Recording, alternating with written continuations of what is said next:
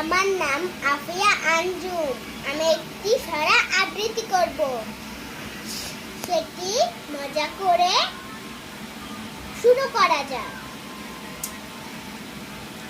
অশোক ফোটে ডালে ডালে, আম গাছে পাতা দলে, ইলিশ হলো মাছের রাজা, ঈদ এসেছে হবে মজা।